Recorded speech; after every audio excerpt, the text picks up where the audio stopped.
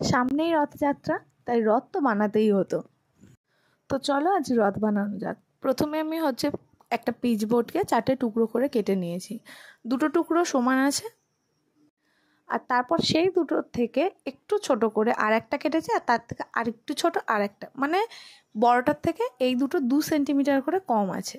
তারপর এটাকে আমি হলুদ চার্ট পেপার দিয়ে মুড়ে নেব। আটা দিয়ে আটকানোর পর যেটুকুনি এক্সট্রা হয়েছে এই সাইডগুলো কেটে দেব। তো এইভাবে আমি 3টে টুকরোকেই মুড়ে নিলাম। এরপর আমি সাদা চার্ট পেপার নিয়েছি আর নিয়েছি ঝ্যাঁটার কাঠি। তো এইভাবে ঝ্যাঁটার কাঠির মধ্যে পেপারটাকে এরকম মুড়ে মুড়ে রোল করে একটা লম্বা স্টিকের মতো বানাতে হবে। তো এরকম লম্বা স্টিক বানিয়ে সেটা থেকে টুকরো টুকরো করে কেটে নিলেই হয়ে যাবে। আমি টোটাল 8টা টুকরো কেটেছি। এরপর এই টুকরোগুলোকে 4টে করে একসঙ্গে নেব, নিয়ে স্কেল দিয়ে সমান মাপ করে কেটে নেব, যাতে 4টে পুরো একদম সমান মাপের থাকে। তারপর এগুলোকে আমি এর ওপর স্টিক করব। তো আমি এখানে এমনি ফেভিকল দিয়েই বসিয়ে দিচ্ছি। বসানোর পর কিছুক্ষণ কিন্তু হাত দিয়ে চেপে ধরে থাকবে, নাহলে কিন্তু হেলে হেলে পড়ে যাবে এগুলো। এখানে তোমরা কিন্তু এই কাগজের স্টিকের মতো না বানিয়ে স্ট্রও ইউজ করতে পারো, মোটা যে স্ট্রগুলো হয় ওগুলো ইউজ করতে পারো। তারপর মিডিয়াম মাপের যে কার্ডবোর্ডটা ছিল ওটাকে বসিয়ে দেবো। তার জন্য স্টিকগুলোর ওপর ভালো করে একটু আঠা দিয়ে নিচ্ছি, নিয়ে এবারে এই বোর্ডটা বসিয়ে দেব।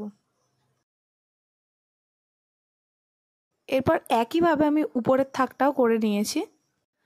স্টিকগুলো আটকেছি আর একদম ছোট সাইজের যে কার্ডবোর্ডটা ছিল ওটাও আটকে দিয়েছি।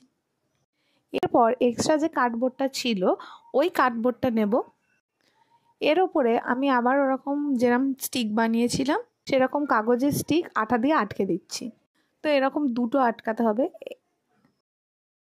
এরপর আমি যে গোল কার্ডবোর্ডগুলো কেটে রেখেছিলাম দুটোকে একসঙ্গে করে তার মাঝখানে একটা ফুটো করে দিচ্ছি, মানে দুটোরই মাঝখানে ফুটো করছি।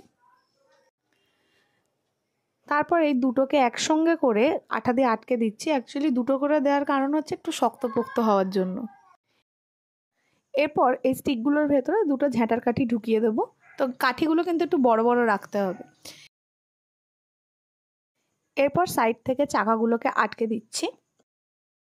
এরপর রথের যে স্ট্রাকচারটা বানিয়ে রেখেছিলাম সেটা এর ওপর ভালো করে বসিয়ে দেব।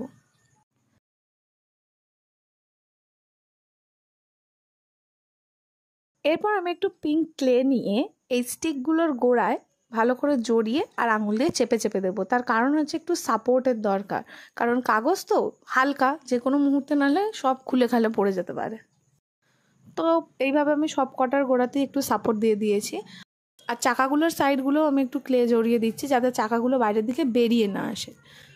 তো এরপরে আমি কাঁচি দিয়ে এক্সট্রা যতটা করে কাঠি আছে সেই কাঠিগুলো কেটে দেবো। এরপর মাথায় তো একটা পতাকা করতে হবে, তো অল্প একটু ক্লে নিলাম, নিয়ে চেপে চেপে একটা ত্রিভুজের মতো শেপ দিয়েছি। এবার সেটাকে আঠা দিয়ে এর মাথায় আটকে দেব। এরপর এর মধ্যে একটা ঝ্যাঁটার কাঠি আটকে দিয়েছি, আর নীল কালারের একটা কাগজ কেটেছি ত্রিভুজের মতন করে, তো সেটাকেই আঠা দিয়ে এতে আটকে দিচ্ছি। এরপর ঝ্যাঁটার কাঠিটাকে আমি একটু সবুজ কালার করে দিচ্ছি, আর এই রথের গাটাতেও আমি একটু সবুজ কালার দিয়ে দিচ্ছি। তার কারণ হচ্ছে পুরো ফাঁকা একটু কেমন কেমন লাগছিল। সত্যি কথা বলতে একটানা একভাবে এটা করতে করতে আমার পুরো এনার্জিটাই চলে গেছে, যে কারণে আমি ভেবেছিলাম একটু সুন্দর করে কিছু ডিজাইন করব, কিন্তু সেটা আর করা আমার পক্ষে সম্ভব হচ্ছে না, আমি এমনিই করে দিয়েছি। এরপর আমি ক্লে দিয়ে এরকম ফুল বানিয়েছি।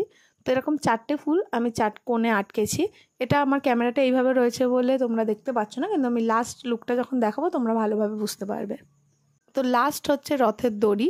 তো দড়ি বলতে আমি এখানে একটা সাদা উলের সুতো নিয়েছি, তো সেটাকে আমি চাকার গোড়ায় ভালো করে বেঁধে দিচ্ছি। তো এই হলো এটার ফাইনাল লুক। কেমন হয়েছে তোমরা অবশ্যই জানাবে। আর উপরে যে জগন্নাথটা দেখছো এটাও কিন্তু আমি ক্লে দিয়ে বানিয়েছি, এটা টিউটোরিয়ালও তোমরা আমার চ্যানেলে পেয়ে যাবে।